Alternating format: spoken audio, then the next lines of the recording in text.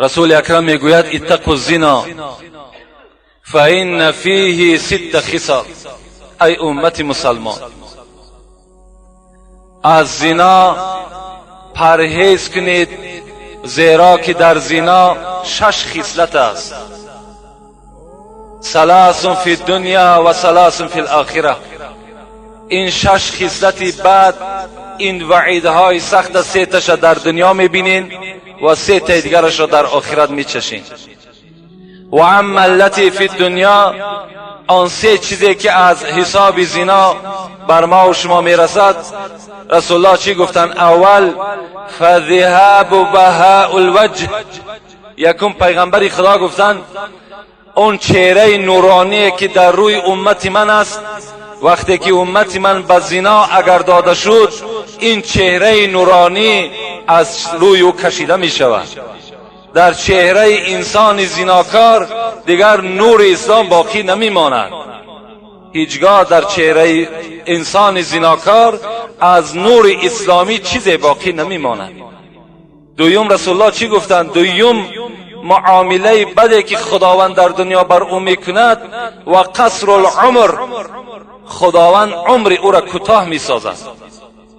هر کسی که در دنیا زنا میکند خدا عمرش کوتاه بسازد و پیغمبر خدا هم گفتند عمرش کوتاه است.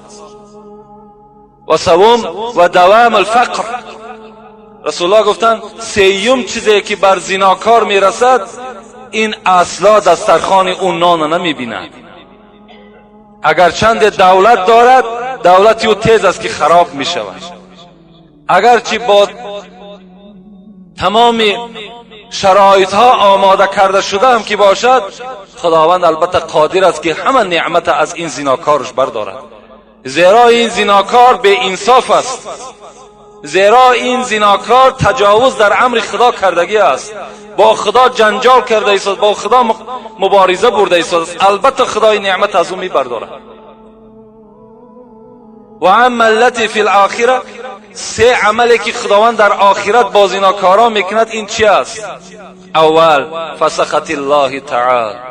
یکم غضب خدا بر بالای این بنده در روز قیامت است.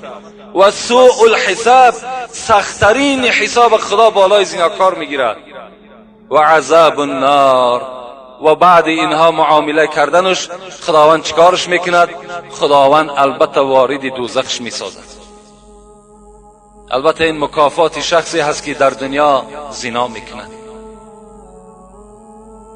شمس الدین ذهبی میگوید در کتابش مکتوبا فی زبور، در کتاب زبور میگد کتابت کرده شده بود این الزنات معلقون بفروجهم فی النار. حضرت میگوید همین زناکارایی که در دنیا زنا میکنند، اینها را خداوند در دوزخش از همین فرجهایی که اینها زنا کردند، از همین موضعشان اینها را کشال میسازد.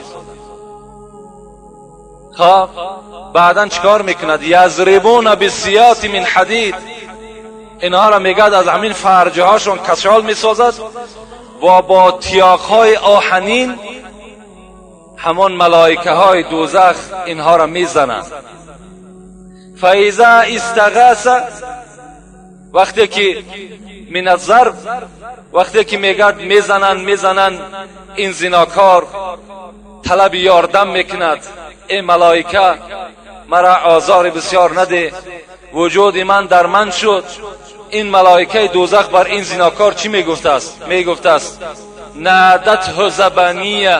همین ملائکه دوزخ میگفته است این کان هذا الصوت و انت تضحك و تفرح و تمرح ولا تستحی منه.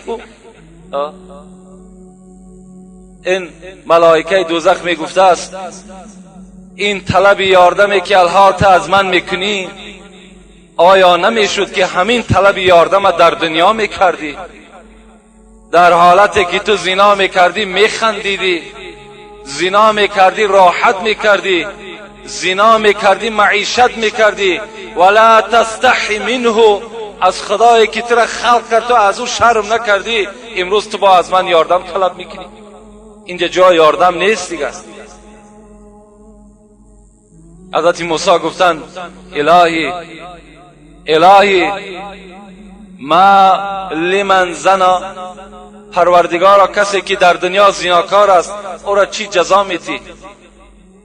قال الله تعالی البسه درعا من النار لو وزع على جبل شاهق لاصبح رمادا.